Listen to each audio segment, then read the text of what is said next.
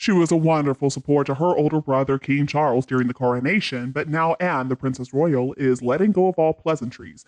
Now that the pomp and circumstance is over, she's getting real. 1 week after the historic event, new ideas royal insiders are revealing that the relationship between Anne and Queen Camilla has all but broken down, and the king's only sister is not holding back anymore on her newly crowned sister-in-law. Before Charles's big day, Anne confronted Camilla at a coronation dinner. Royal dressmaker David Emmanuel, who designed Princess Diana's wedding dress, revealed that the two women had a highly charged falling out over Camilla's title. He explained, "I heard that there was a dinner, with which obviously the king and Camilla were there. Apparently, the Princess Royal said, 'You're not queen, you're the queen's consort.'" So let's clarify what exactly she's talking about. Alright, so in February of last year, the late Queen Elizabeth declared that it was her sincere wish that Camilla be officially known as Queen Consort when Charles acceded the throne. This was definitely an upgrade from what had been announced before. Before, they had said that she should use Princess Consort title. They said that Camilla would use that when Charles became king. And according to sources who spoke with New Idea, it is very unlike Anne to lash out like that, but they say that she is simply tired of her sister-in-law. Anne feels Camilla overstepped the mark ahead of the coronation by referring to herself simply as queen. The insider says she showed no humility by dropping consort, and no one knew she would be taking the full title of queen since the late queen's announcement. And apparently the title change has ruffled Anne's feathers according to this source. Just a few moments before the coronation, Buckingham Palace actually updated the royal family's website to include Camilla's new designation, although insiders point out that she had been using it already. This isn't about Anne's loyalty to her mom. This is about protocol. And ever since that dinner that was filled with tension, Camilla has mostly tried to avoid Anne. They were not photographed together at the coronation, other than the family portrait in which the king was placed between the two of them. For now at least, according to the source, Anne is being respectful and getting back to work. But they say that she's still going to be critical of Camilla if she doesn't toe the firm's line. In other news, it looks like the coronation was officially a success. It went off without a hitch, and no matter what you think of the monarchy or what you think of the UK in general, you cannot deny that the Brits certainly know how to accomplish the best of pageantry. As Carly Simon once crooned, nobody does it better. I mean, everybody looked gorgeous, and everybody performed their tasks perfectly. I can't help but applaud the new king. I mean, he looked a little overwhelmed by the enormity of the occasion and the responsibilities that are now squarely on his shoulders. But still, he has such a support by his side in Queen Camilla. She is going to be a very calming influence for him. When Prince William touched the crown and kissed him on the cheek, and they made eye contact for a brief moment, nobody with any heart could have failed to be moved by it. It was so sincere. And Princess Catherine, my goodness, didn't she look striking, as did the children. I'm sure the working royals are going to have no problem stepping up to the plate.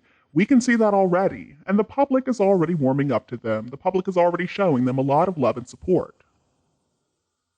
To me, the only thing that cast a bit of a dark shadow on that day was watching Harry walk in with false bravado and a cocky attitude. Walking all by himself, he was acknowledging the crowd, most of whom could hardly even stand to look at him. Even his wrinkled Dior suit couldn't elevate him on any upper scale. I guess they assumed that even though they quit their royal duties, they would still get a valet thrown in for good measure, but of course that's not the case. Harry's medals, which once may have meant a lot by way of accomplishments and bravery, have now paled into the significance by the treachery Harry has shown to his own family. Personally, I think it would have been better if he didn't even bother coming. His presence was nothing more than a distraction, and for what reason? I do understand that the king wanted him there because he is still his son, but I don't think it helped matters. In fact, I would say it made everything a lot worse. For a son to refuse to acknowledge his father on such an important occasion to me was unforgivable and torturous. Now, Princess Anne, that was a wonderful blinder that she played, wasn't it? That Blues and Royals Cavalry Regiment uniform of whom she is the colonel. That elegant red plume that was perched so perfectly upon the hat took pride of place, and it blocked Harry's view, which was just as well really, because it could be clearly seen that he didn't want to be there anyway. He didn't want to recognize his father, whether with love or otherwise. And also, most of us didn't want to see him there either, so better that we didn't have to look at him. Makes me think of another singer, Adele, and her chorus of Rolling in the Deep. We could have had it all. You're gonna wish you never had met me. I mean, how fitting is that line? Poor Harry, he really could have had it all, but he decided to give it all up for Meghan Markle, to turn his back on his own family and his country too. How could we forget the wonderful late Queen, whom he also didn't show much respect for? I do wonder what Harry's plan B is, because it does not look like his plan A is working out very well. One thing I think the coronation really proved is that the talk of Harry and Meghan overshadowing the monarchy is absolute nonsense. It is the monarchy. The monarchy is winning. Harry and Meghan are the losers. At this point, they're just looking increasingly desperate. Harry has shown himself to be a lost, scowling, weak figure, and the last photo of Meghan out for that alleged hike around the corner of Montecito without Harry or any sign of the invisible children, wearing thousands of dollars worth of jewelry, was just too absurd for words. I do hope that the king is going to come to his senses and do the right thing and ask Parliament to take the necessary steps to get rid of those titles. It's true that Harry will always be a prince, that is his birthright, but he's already proven he can keep that title for as long as he wants to, but he's never going to live up to it. And the truth is, neither of them deserve the Duke and Duchess titles. Those need to be taken away. So it looks like the UK is getting back to business as usual after months and weeks of planning and speculation of all kinds. Now it's all about train strikes and doctors and nurses strikes and rantings from Republicans and stop oil protests too. But the coronation weekend was truly amazing. And thanks to everybody across the world who wanted to share this event, it was enjoyed by so many people.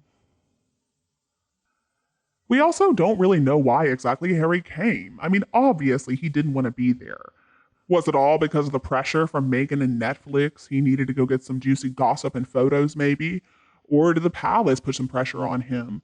Maybe they said, if you're not going to come, then you are out forever. I do understand that the Archbishop spoke to him, and he put some pressure on Harry to see things from their perspective.